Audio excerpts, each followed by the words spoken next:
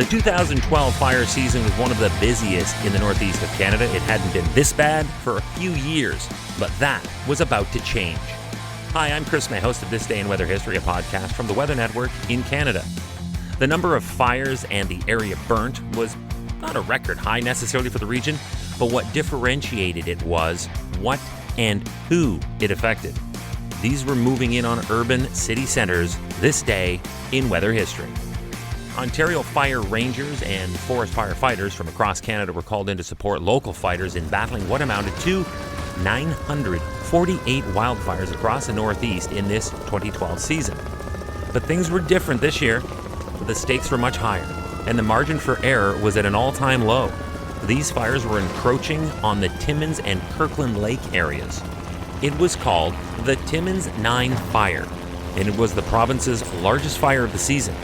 The Timmins-9 grew to 39,524 hectares, resulting in the evacuations of areas around both Timmins and Gogama. Evacuations had also been underway in Kirkland Lake. This was the largest wildfire this area had experienced in decades. It was closing in on city centers, so it was now national headlines. It is still unknown what sparked the blaze on May 20th in 2012, but I have a sneaky suspicion that the hot, dry start to the season was a catalyst. What made this fire all the more dangerous was that there were strong gusty winds prevailing at the time of the fires when they started to help flume them or flare them up, and the wind direction was directed into the populated areas, and that was the naturally occurring recipe for potential disaster. Enter the Ministry of Natural Resources fire units.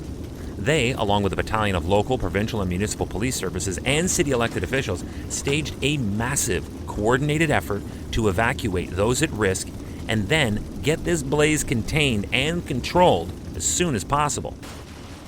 Remember that this day in weather history can be enjoyed a number of ways.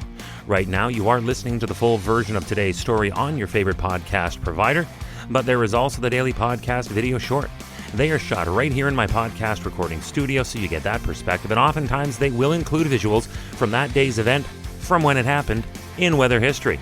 So after listening to the full story, go check out the podcast video short on television or online anytime at theweathernetwork.com/weather history.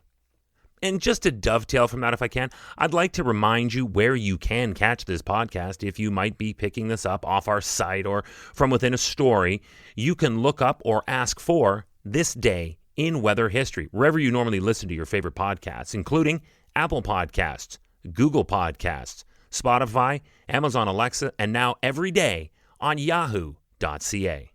Thanks to this team effort, the fire was deemed at least under control in only a little over 2 weeks following its most expansive spread. But it would take closer to 6 months before MNR officials could officially declare the fire out. And in October, shortly before this welcome declaration was issued, it was estimated that the fires had already cost $154 million. But the total was to climb higher after surveys were carried out in the months that followed.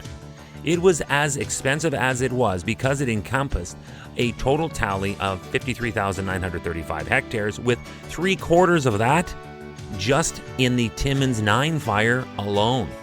Timmins-9 rang in at 39,540 hectares, and because it involved Timmins, the Ministry of Natural Resources was forced to call in as many fire crews as possible to battle the blaze because people's lives, homes, property, and businesses were all at stake. It was accounted for that the Timmins-9 fire required a total of over 8,000 person days to squelch. What does that mean? If you add up all the hours worked by the, as I just said, as many fire crews as possible, you add all those hours up, it would equate collectively to 8,097 hours. But on top of that was the equipment and the aircraft.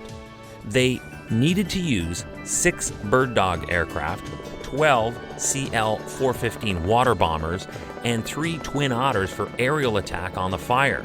In all, it was estimated to have required more than 830,000 liters of water and more than 4 million liters of foam to put out the Timmins-9 fire that included the events that happened on this day in weather history.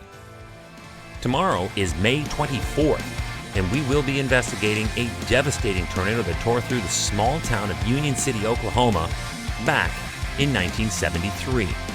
But bigger than the storm itself, this gave rise to a quantum leap in the development of weather radar. It sounds like a big deal and one worthy of you being right here tomorrow for what happened on this day in weather history with me, your host, Chris May.